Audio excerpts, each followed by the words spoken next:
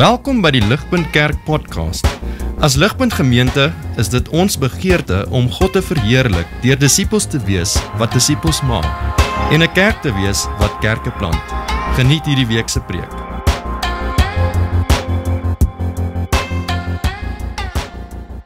So in 2020 en ek dink dit is wat jy sou verwag het, maar Merriam-Webster se woord of the year in 2020 was pandemic, soos in nie baie oorspronklik nie. Collins Dictionary se word of the year in 2020 was die woord lockdown, ook soos in wat jy sou verwag het. Ek is nie seker wat die woord van die jaar in die einde van 2021 gaan wees nie. Maar ek is redelik seker vir wat nie die woord van die jaar sal wees in 2021 nie. En dit is die woord repent. Dit gaan nie die woord van die jaar wees in 2021 nie.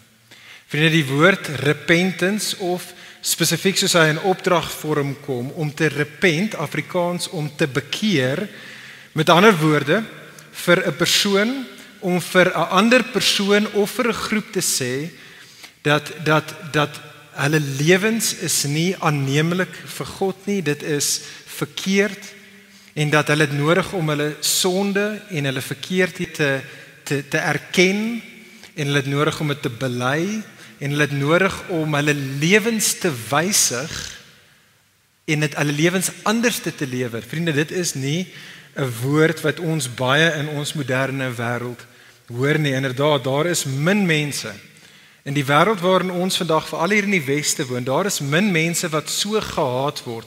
Daar's regtig geen, ironies genoeg, groter sonde in die moderne westerse wêreld as om iemand te wees wat ander mense tot bekering roep nie. Veral as jy dit nog doen as 'n Christen. Persoon te wees word gesien in die wêreld waarin ons vandag woon is om self-righteous te wees, jy's veroordelend of judgmental, jy's liefdeloos en jy's besig met hate speech. Dit is wat ouens in die wêreld natuurlik vir ons sal sê. En die gevolg daarvan is dat ons as Christene dan 'n mense word wat nie sal waag op die beste van tye om die wêreld daar buite ooit te roep tot bekering nie. Ons sal dit net nie doen nie. Om eerlik te wees, ons doen dit nie eers met mekaar nie. Selfs vir die mense heel naaste aan ons. Selfs vir jou beste Christen pelle of die in jou DNA groep of in jou kerk of partykeer selfs sê ek dit in huwelike. Selfs daar sal ons dit nie waag om vir mekaar te roep en te sê, hoorie, maar dit wat jy doen is nie reg nie. Dit wat jy doen het nodig om te verander. Jy het nodig om dit te erken teenoor God en teenoor ander. Jy het nodig om jou lewe te wysig. Ons waag nie om dit in vandag se wêreld te doen nie. En vriende, dit is 'n massiewe probleem. Want bekering is fundamenteel tot Bybelse Christendom. Johannes die Doper, volgens Jesus, buiten vir homself was Johannes die Doper die godlieste ou volgens Jesus wat nog ooit gelewe het. Die heel eerste woord wat uit Johannes die Doper se mond uitgekom het toe hy sy bediening begin het, Matteus 3 vers 2 was die volgende. Johannes het sy bediening begin en gesê, repent. Repent for the kingdom of heaven is at hand. Inderdaad, Jesus sy heel eerste woorde toe hy sy bediening begin het, vind ons in Markus 1. So Markus is die oudste evangelie eintlik, die heel eerste spreekbeurt wat Markus vir Jesus gee, is waar hy sê, the time has come, Markus 1 vers 15, the time has come, the kingdom of God is at hand, repent and believe the good news.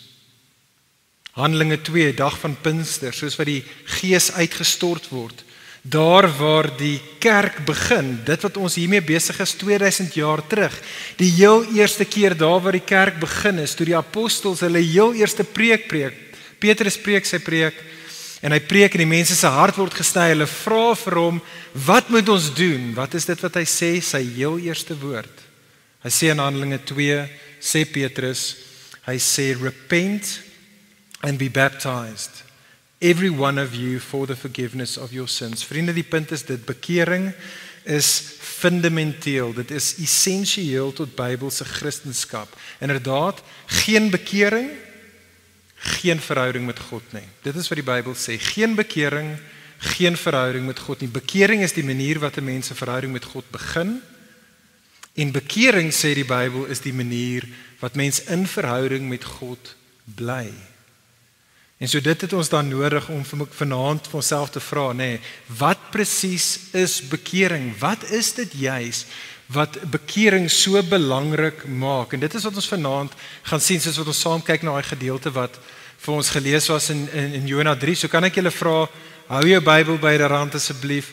Hou jou selfoon dalk oop, dit is waar jy na die teksgedeelte kyk, want die groot idee in vanaand se gedeelte hier in Jona 3 is die idee van bekering. Inderdaad, in ons gedeelte vanaand is daar 3 bekerings wat ons gaan raak sien, en ek wil graag hê ons moet daai 3 bekerings sien. Die eerste ene is Jona se bekering, daar in vers 1 tot 3. So kyk saam met my daarso na die gedeelte. Jona 3 vers 1 tot 3 is regtig 'n copy en 'n paste. Dit is amper 'n copy en 'n paste van Jona hoofstuk 1 vers 1 tot 3 en dit behoort daar op die skerm te wees. So sien raak saam met my daar. Ek gaan dit vir ons lees en jy moet dit nie mis nie. Dit is dis as prins gekopie en gepaste vir ons. So in hoofstuk 1 het die skrywer vir ons gesê, "Now the word of the Lord came to Jonah, the son of Amittai, saying, Arise and go to Nineveh, that great city, and call out against it, for their evil has come up before me. But Jonah rose to flee to Tarshish from the presence of the Lord." Dit is hoe die boek begin, is nie 'n goeie begin vir die storie nie, maar kyk nou hierso in hoofstuk 3 vers 1 tot 3. Then the word of the Lord came to Jonah the second time, saying, presies dieselfde, "Arise, go to Nineveh, that great city, and call out against it the message that I tell you." So Jonah arose and went to Nineveh according to the word of the Lord. Met ander woorde, vriende, hier vind ons Jona se bekering, eintlik tegnies meer hoe Jona tot inkeer kom. Selfde ding, bekering is eintlik nie die eerste keer, inkeer is dieselfde ding net oor en dit is hier Jona wat tot inkeer kom. Jy sien aanvanklik daarso in hoofstuk 1 het God gekom met 'n woord. God het gekom met 'n opdrag. God stuur vir Jona na Ninive toe om die mense te gaan roep tot bekering. En Jona gaan en hy gaan 180 grade in die teenoorgestelde rigting. Hy wil niks te doen hê of met hierdie opdrag van God nie, verseker nie met die mense van Ninive nie. En so hy gaan in ongehoorsaamheid in die teenoorgestelde rigting. Hier nou in ons gedeelte sien ons egter 'n Jona wat gehoorsaam is. Weer kry hy dieselfde woord, dieselfde opdrag en hierdie keer gaan hy. Wat het gebeur tussen Jona hoofstuk 1 en Jona hoofstuk 3? Wat het gebeur? Wel, Jona hoofstuk 2 het natuurlik gebeur. Dit is wat ons laasweek na gekyk het. Wat Ruben laasweek vir ons gehelp sien het, is dat Jona, die ding wat Jona nou hierdie keer maak om tot inkeer te kom, is dat hy het eerstehands God se genade en God se verlossing in sy eie lewe ervaar. Ek weet nie wie van julle het al die movie Pay It Forward gesien nie. Sorry, ek is oud, soos Ruben vroeër gesê het. Ek's 'n oupa, het hy gesê.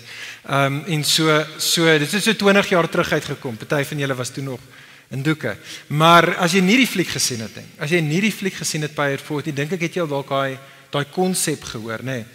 Die idee van Pay It Forward is dat wanneer jy iemand is wat iemand het aan jou 'n guns bewys, wat jy doen is jy betaal nie daai persoon terug nie, jy betaal dit vorentoe. Jy betaal die guns vorentoe aan iemand anderste en dit is wat ons hierso sien in Jona 3. Wat ons hierso sien is dat Jona het God se verlossende genade in sy eie lewe ervaar en hy besef nou hy mag nie, hy kan nie, hy behoort nie hierdie verlossende genade vir homself te hou nie en so nou kom hy tot inkeer en hy gaan nou in gehoorsaamheid gaan hy na Ninive toe. Dit is wat Jona doen, vriende, maar die vraag is wat van ons, wat van jou, wat van my?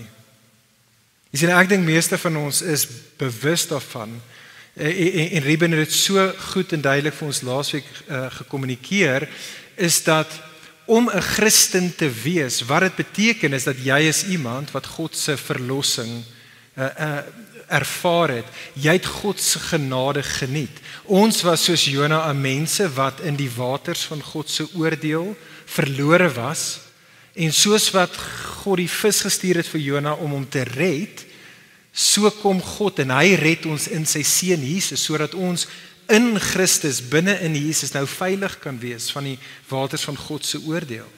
En ek dink almal van ons is duidelik daaroor, maar ek weet ten minste vir myself, vir 'n baie lang tyd in my lewe het ek gedink om gered te word, dis die doel van die lewe.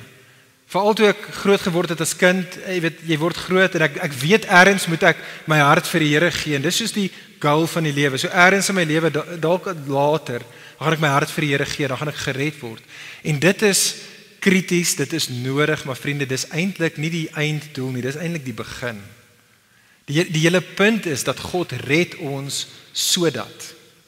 God red ons soos wat hy vir Jona gered het, sodat ons na die Ninevees van ons wêreld toe sal gaan met die opdrag wat hy vir ons gee, om ander mense te gaan roep, om ook te kom en hulle lewens in te rig onder die ware God. Jy sien in Jona 3 vers 1 was die opdrag vanaf die Here af aan hom, gaan na Nineve toe. En so in Matteus 28 kom ons Here, Jesus, en hy sê vir ons, gaan en maak disippels van die nasies. Maar die realiteit is, vriende, as julle enigstens soos ek is ons maar eintlik baie soos Jona nog in Jona hoofstuk 1, nê. Ons is 'n mense wat, as ons moet eerlik wees, baie kere net nie regtig dink dat ander mense nodig het om te bekeer is eintlik so pressing en dis net nie so 'n big deal nie, want God is mos eintlik maar 'n God van liefde. Op die einde van die dag gaan alles uitwerk vir almal. Jy weet dan al die Bybel sê oor 'n hemel en 'n hel, wel, dis nie regtig so 'n groot ding nie, en so om 'n wêreld te roep om te bekeer is net nie iets wat ons op die beste van die tyd wat ons dryf nie. Of wat ons doen baie kere soos Jona is ons vrees. Ek weet dis waar van my, so baie kere weet ek het nodig om in gehoorsaamheid aan God se wil te sê, maar hoor, hierdie ding is nie reg nie. Draai weg van hierdie dinge af, draai na die ware God toe. Of dit nou is met 'n vriend of 'n vriendin of dalk jou bure of jou huismaat of 'n werkskollega, wie ook al dit mag wees, 'n familielid so baie kere. Maar soos Jona is ons al skrikkerig. Wat gaan gebeur as ek na Nineve toe gaan? Dit gaan nie vir my goed uitdraai nie. Ek gaan gekritiseer word, ek gaan verwerp word, ek gaan bespot word. Dit mag my benadeel, so ek bly liewers te stil. Of wat ek dink baie van onsself doen, en dit is eintlik, by the way, die eintlike rede hoekom Jona in die teenoorgestelde rigting van Nineve gegaan het. Dis eintlik omdat hy die mense van Nineve gehaat. Dus dit is Israel se vyande. Die laaste ding wat Jona wou gehad is dat hulle die oordeel van God moet vryspring. Hy wil hê hulle moet verwoes word. Hy wil nie hê hulle moet geseën word deur God nie. En vriende, so is dit baie kere met ons. So is dit baie kere by ons. Daar's sekere mense wat ons hou so min van hulle, individue, partykeer is dit selfs mensegroepe, volke, nasies, dat ons eintlik so min van hulle hou, is die laaste ding wat ons wil doen is vir hulle gaan vertel om te versoen wil word met God. So vir daardie redes is ons selektief, op die beste van tye selektief, maar gewoonlik baie kere net nie mense wat in gehoorsaamheid aan God gaan na die nasies toe nie. Hoor asseblief tog mooi, vriende, voordat ander mense daar buite ooit gaan bekeer, gaan ons as God se mense eers nodig hê om tot inkeer te kom. Voordat die mense daar buite ooit gaan kom onder die heerskappy van die ware God, gaan ons as God se mense nodig hê om daadwerklik onder God se heerskappy te kom.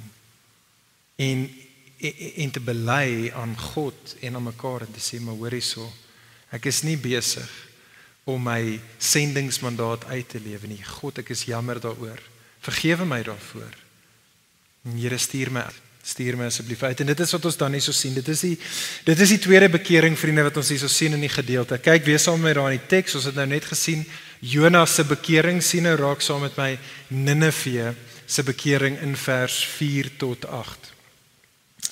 Ons word vertel daarso in vers 3 dat Nineve was hierdie groot stad, so dink in jou kop 'n moderne New York. Ek bedoel, Nineve was soos the place to be op daardie stadium in die antieke wêreld gewees. Dit was hierdie groot stad, en so vers 4 daar word ons vertel, Jona vang 'n Uber en hy ry tot in die hartjie van Ninive in en hy gaan daarso na die plaaslike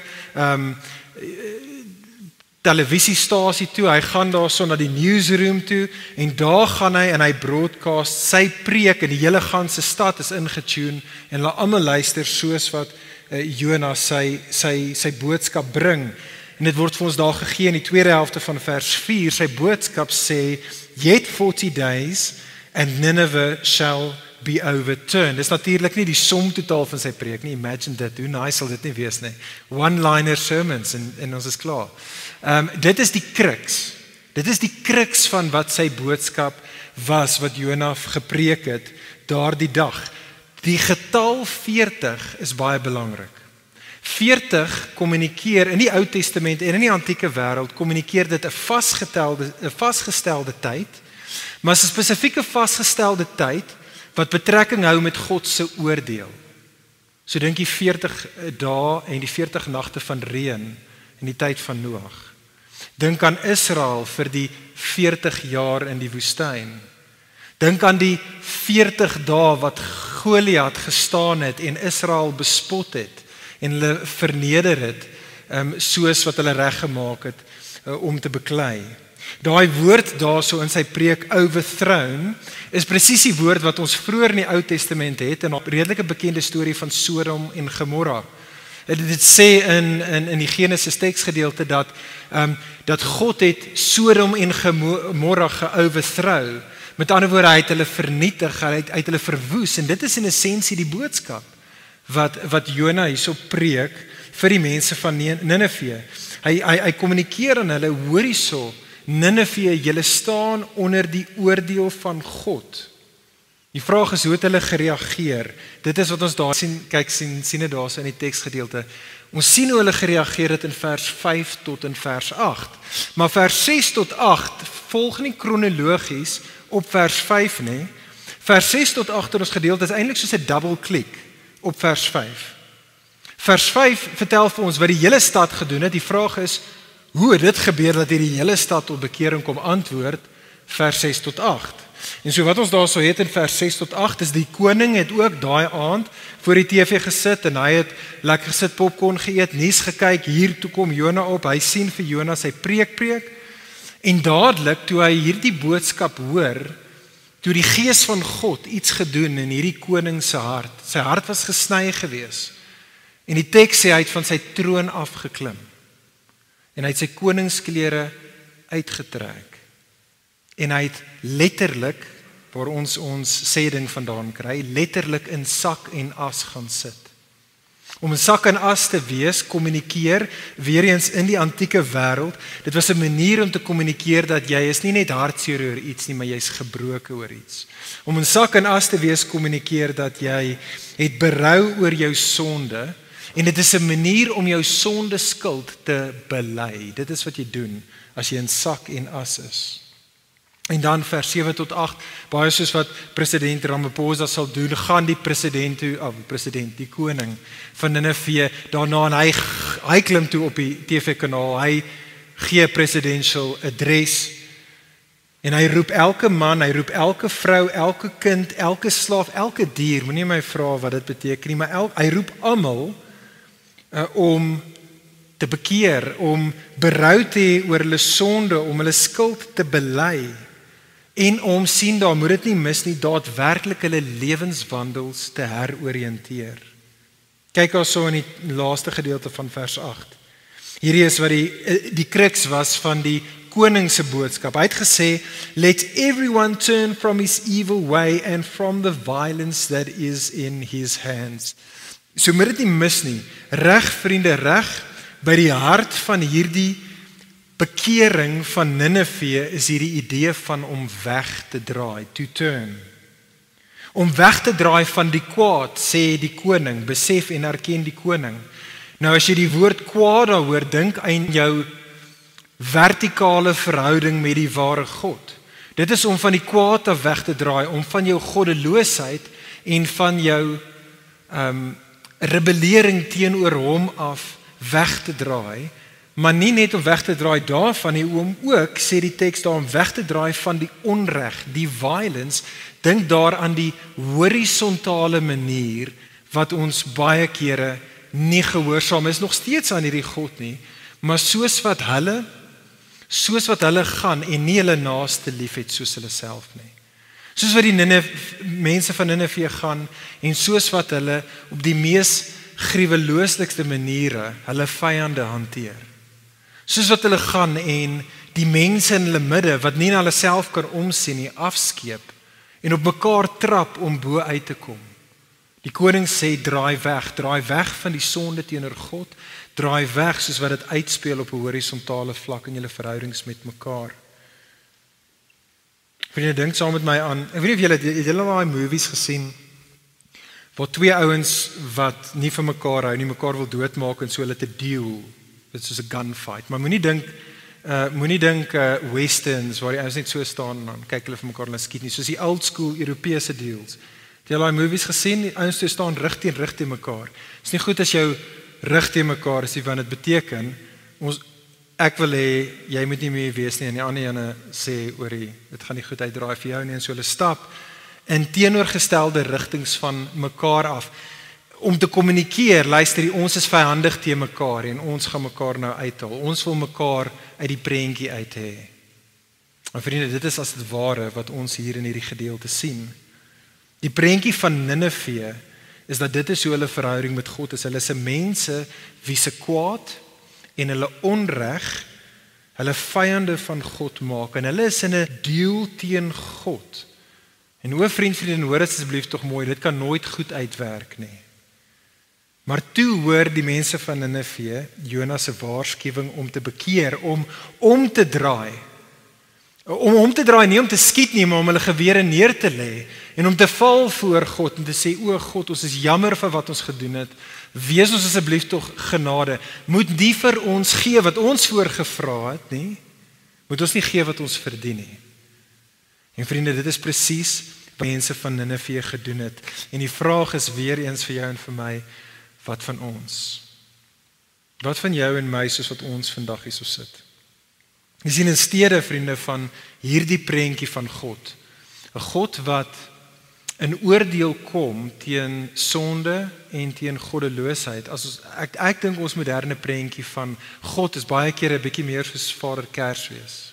Dis ons eintlik baie keer oor God dink. Ons dink al God is hierdie baie distant, 10 teen en make believe oompie ergens in die hemele wat in die besigheid is om vir ons geskenke te gee, so dis wat hy doen. Maar hy is nie eintlik betrokke nie. Hy sien nie regtig wat in hierdie wêreld aangaan en wat in ons lewens aangaan nie. En hy gee ook nie regtig om hoe ons teenoor hom is of teenoor ander mense is nie. Hy is maar net daar om vir ons geskenke te gee. En ek dink dit is ons baie kere dink oor God.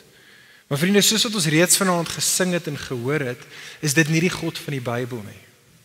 Die God van die Bybel is 'n heilige God, sê die Bybel. Dis 'n God wat heilig beteken is dat hy's 'n God wat totaal anders is. Hy's 'n God wat sonde haat. Hy's 'n God wat ongeregtigheid aanspreek, verkeerdhede aanspreek, want hy's ook nie net 'n heilige God nie, maar hy's 'n God van geregtigheid. Wat dit beteken om te sê God is 'n God van geregtigheid, is dat hy is die perfekte regter. Hy's 'n God wat nie in die teenwoordigheid van sonde kan wees nie, maar hy moet. Hy kan nie anderste as om sonde te straf nie, as om verkeerdhede reg te stel nie. Dit wat krom is, regheid te buig nie. Dit is wat hy doen. En vriendin, as ek en jy vir 'n oomblik stop, is dit presies die tipe van God wat ons harte na toe smag, is dit nie? Ons soek so 'n God. Ons soek 'n God wat die Hitlers en die Mugabes van hierdie wêreld sal straf. Ons kort so 'n God. Ons soek 'n God wat vroueslaners en verkragters en kindermishandelaars hulle verdiende loon sal gee. Ons soek 'n God wat korrupsie en misdaad en rasisme eendag ten volle in die kiem sal smoor. Ons kort so 'n God, dit is wat ons harte na toe smag, maar vriendin, waar wil jy hê moet daai God die lyn trek? Waar wil jy hê moet so 'n perfekte heilige, perfekte God van geregtigheid, waar moet hy die lyn trek? Watter sondes dink jy moet hy oorsien? Watter sondaars moet hy oor die hoof sien? Kyk saam met my so na tekste in die Nuwe Testament, in Romeine 3. So dis tekste in die Nuwe Testament waar Paulus gaan en hy haal hier die Ou Testament aan om die punt te maak dat hoorie so die God van die Ou Testament is nie anderste as die God van die Nuwe Testament nie. En so in Romeine 3 sien ons die volgende. Ons sien as dit nie op is dit op by julle, ja, dit wys net nie nou agter nie. Paulus sê hy praat van ons, die mensdom in en van onsself. En Paulus sê no one is righteous, not even one. Vers 12, alle mense, all have turned aside. Together they have become worthless. No one does good, not even one. Vers 23, all have sinned and fall short of the glory of God. Vriende, dit is vir hierdie rede hoekom al tekste in die Nuwe Testament is. Dis die God van die Nuwe Testament, Hebreërs 12 vers 29 wat vir ons sê our God is a consuming fire. Dit is hoekom Jesus, nie 'n Ou Testament profeet nie een van die ander skrywers in die Nuwe Testament nie. Jesus is die persoon wat die meeste in ons Bybels is Jesus die persoon wat die meeste vir mense gewaarsku het oor die realiteit van hel. Dit is vir hierdie rede. En die vraag is dan, wat staan ek en jy te doen? Wat behoort ek en jy te doen?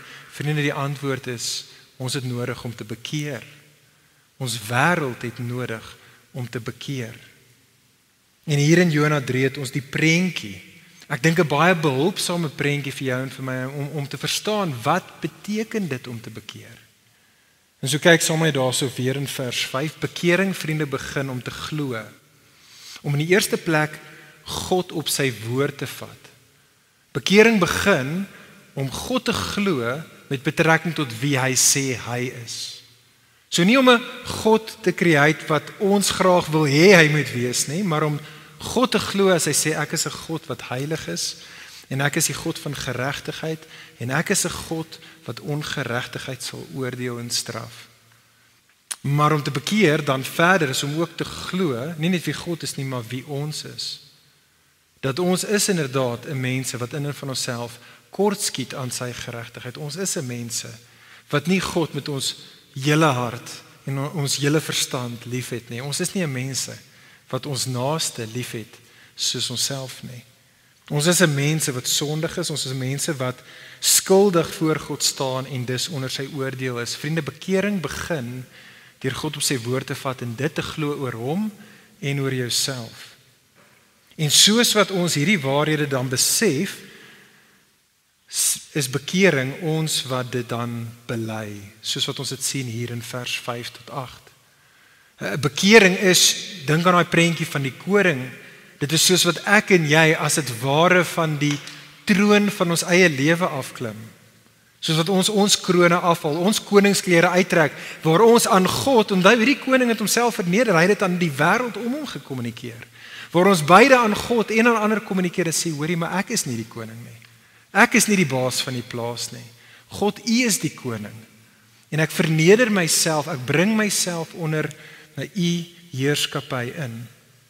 Bekering is verder om dan in sak en as te kom en jou sonde te erken weer eens aan God en aan ander en te sê ek is iemand wat kort skiet, ek is iemand wat onder God se oordeel is en ek het nodig dat God my gaan barmhartig wees.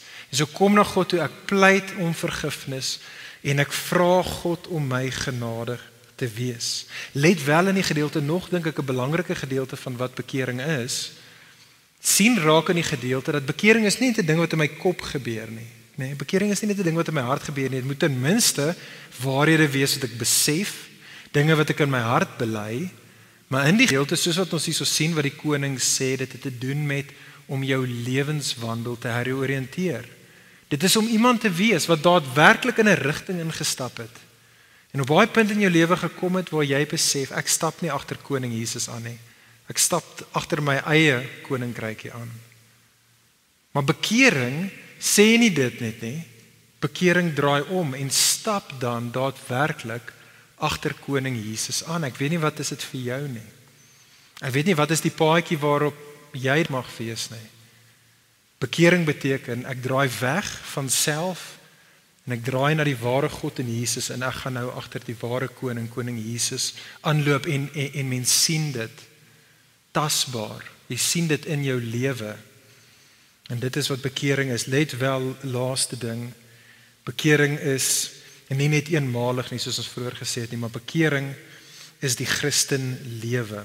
Soos wat ons daagliks, want dit is wat met my gebeur, elke liewe dag klim ek weer terug op die troon. Elke liewe dag wil ek weer die baas wees van my eie lewe. Wil ek myself liewer hê as God en my medemens. Bekering is om elke dag af te klim, elke liewe dag dit te bely, elke dag te kyk na die een en uit te roep vir genade. En dit bring ons dan by die derde bekering wat ons in die gedeelte sien. Ons het Jona se bekering gesien. Ons het Nineve se bekering gesien. Derdens, vriende, sien raak saam met my so in vers 9 en 10, God se bekering. God se bekering. Nou ek besef soos ek daai taal gebruik, gaan ons baie dalk so sê, ek weet nie of jy dit kan sê, asof God bekeer nie, maar dit is wat ons hier nie net sien nie, maar wat vir ons gesê word. Jy sien die taal daarso, kyk in vers 9, is dat hierdie koning juist die mense roep tot bekering in hoop.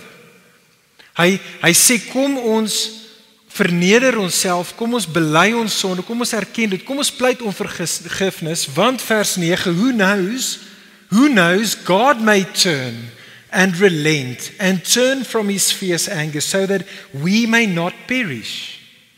Hy woordjie daar in vers 8, die woordjie in vers 8 wat gepraat het van Nineve wat geturn het, is presies dieselfde woordjie wat die koning hierso sê hy hoop God sal doen in vers 9, dat God, net soos hulle geturn het, dat God ook sal turn.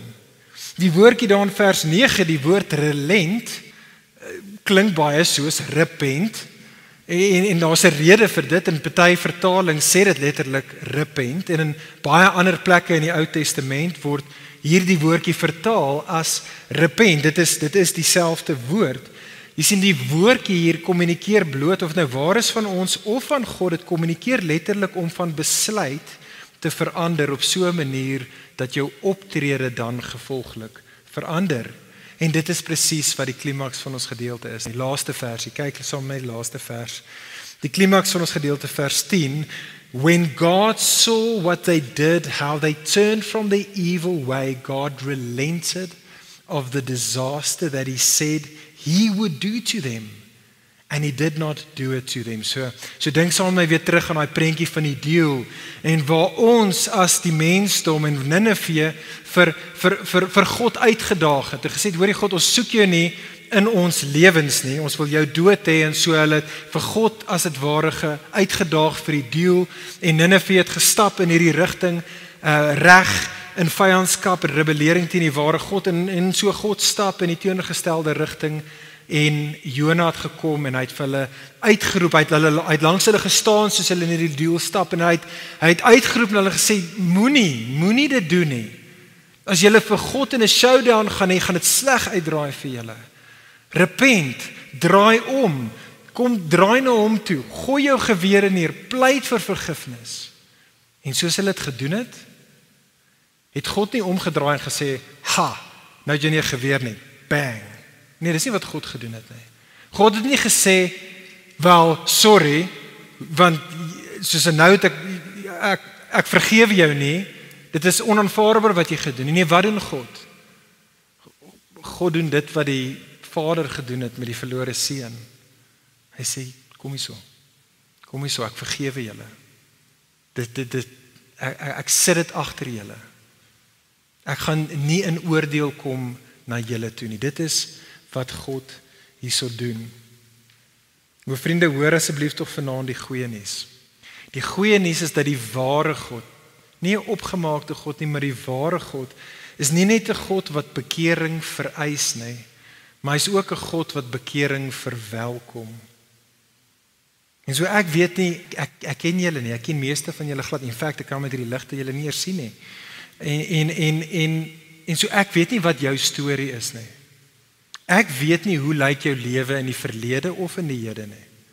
Ek weet nie wat is die dinge wat jy in die verlede aangevang het, wat jou nagmerries gee, wat by jou spook, daar waar jy op jou eie in 'n kamer lê, jy kan dalk baie vol bravado wees vir jou pelle, maar daar waar op jou eie is krap dit aan jou, dit spook aan jou. Jy voel permanent nie goed genoeg nie, jy voel altyd net te vuil. Ek weet nie wat is dit vir jou nie. Ek weet nie wat jy gedoen het nie, hoeveel keer jy het gedoen het nie, met wie jy dit gedoen het nie. Die wonderlike goeie nuus van die evangelie en van hierdie gedeelte is dat as ek en jy draai na God toe, hy gaan jou nie vernietig nie. Hy gaan jou nie verwerp nie. Hy gaan jou omhels. Hy gaan vir jou sê, ek is lief vir jou. Jy is my kind. Vriende, soos wat ek dit sê, mag daar dalk party van julle wees wat dink, maar wag, iets pla, dit is te goed om waar te wees. En eintlik as jy mooi geluister het na die eerste punt, behoort jy potensieel 'n bietjie van 'n contradiction op te getel het. Want wat ons gesê het is dat God is heilig, met ander woorde, hy kan nie in die teenwoordigheid van sonde wees nie. Hy is 'n God van geregtigheid, hy moet sonde straf.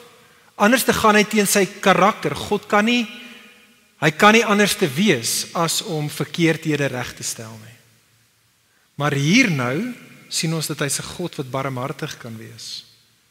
Dat daar sondaars kan wees en vir hulle om net te sê ek is jammer, kan hulle vergewe word en nie gestraf word nie.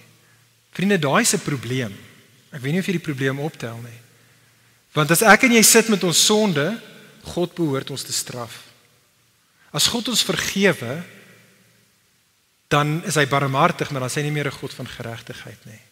En as God sy geregtigheid moet tentoonstel en ons sonde straf, dan vergewe hy ons, dan is hy nie barmhartig nie. Die vraag is, vriende, hoe kan God tergelykertyd 'n God van geregtigheid en 'n God van barmhartigheid wees? En die antwoord is Jesus. Kyk saam met my 'n teksgedeelte. Ons het vroeër daarna verwys. 'n belangrike teksgedeelte in Matteus 12. Ons is amper daar.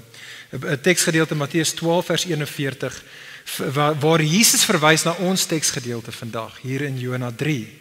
Jesus sê, the men of Nineveh will rise up at the judgment with this generation and condemn it, for they repented at the preaching of Jonah, and behold, something greater than Jonah is here. Jesus sê, ek is die beter Jona, ek is greater as Jona. Hoe is dit dat Jesus, want Jesus sê, ek kom ook met 'n boodskap van bekering, net soos Jona, maar ek is beter as Jona. Hoe is Jesus beter as Jona? Hierdie is hoe. Vriende, Jesus is anders as die oorspronklike Jona. As hy die Jona wat altyd nooit kwaad gedoen het, nooit onreg gepleeg het nie, wat totaal en al 'n perfekte lewe gelewe het en die een persoon was wat nie God se oordeel verdien nie. Maar Jesus, anders as Jona en anders as die res van ons, het wel toe op die kruis die oordeel van God op die volste moontlikste manier het hy daai beker van God se oordeel moes hy dit gedrink het. Hoekom?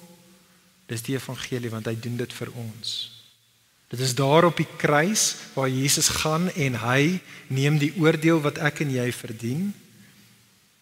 En hy doen dit, vriende, ja, hy doen dit en dit is wonderlik vir ons, maar hy doen dit uiteindelik vir sy Vader, sodat sy Vader 'n God van geregtigheid is en sodat God ook barmhartig kan wees op dieselfde tyd. Sonde kan straf, want hy vat dit op homself en so sondaars sy kinders kan maak. En so die uitnodiging vir jou en vir my is vanaand, kom in die naam van Jesus na hierdie God toe. Wat ook al dit mag wees in jou lewe, draai weg van die paadjie waar jy agter jou eie koninkryk aanstap. Draai na koning Jesus toe, bely jou sonde en ontvang die genade wat daar by Jesus vir jou en vir my te vind is. Drink dit in. Doen dit 'n eerste keer en doen dit elke liewe dag. Dit is wat Jesus vir ons gewen het. Wat 'n voorreg om te kan bekeer. So kom in die naam van Jesus na God toe, maar dan laastens gaan dan in die naam van Jesus na ander toe. Vriende, kom ons wees mense wat met trane in ons oë verander die slegte nuus gaan vertel. Met trane in jou oë, nie self-righteous nie, gaan vertel verander van die oordeel wat oor ons rus en wat eendag gaan kom. Maar moet asseblief tog nie daar stop nie. Vertel vir hulle dan die goeie nuus. Vertel vir hulle die goeie nuus van die God wat in sy seun Jesus die oordeel wat ek en jy verdien het op homself geneem het, sodat ons met al ons sonde, sodat ons nou sy barmhartigheid en sy genade liefde kan geniet. En so ek sluit hiermee af, vriende, mag ons sulke mense wees, mag ons mense wees wat nie sal huiwer om die wêreld daar buite tot bekering te roep nie, maar mag hierdie ons woord wees, nie net vir hierdie jaar en maar vir elke jaar nie. Ons woord is die woord Jesus. Mag ons mense wees wat die woord vir elke jaar op ons lippe is die naam van Jesus. Die een wat die oordeel gevat het wat ek en jy verdien, sodat ons nou inderdaad kinders van God kan wees. Jesus wat bekering vir ons moontlik gemaak het en Jesus wat bekering ook vir jou en vir my aantreklik maak. So kom ons bid saam. Vader, ons kom na U toe en ons is lief vir U en ons wil vir U dankie sê. Ons wil vir U dankie sê vir dit wat U gedoen het in die seun Jesus. En ek bid vir elkeen van ons wat vanaand ook hierso is, waar ook al ons mag wees. Here, dat U ons 'n mense sal maak om wat vir die eerste keer dalk of vir die 1000ste keer dalk in geloof en bekering na koning Jesus toe sal draai. O Here, dankie dat U is nie ons vyand nie, U is ons Vader. Help ons om dit te glo en daarin te rus. En Here, stuur ons dan uit. Stuur ons uit na ons stad toe en na ons wêreld toe om ander te gaan uitnooi om in geloof en bekering ook na koning Jesus toe kom. Maak ons sulke mense. Ons bid dit in Jesus se goeie naam. Amen. Vir meer inligting oor Ligpunt Kerk, besoek gerus ons webwerf op www.ligpunt.com of kontak ons gerus by info@ligpunt.com.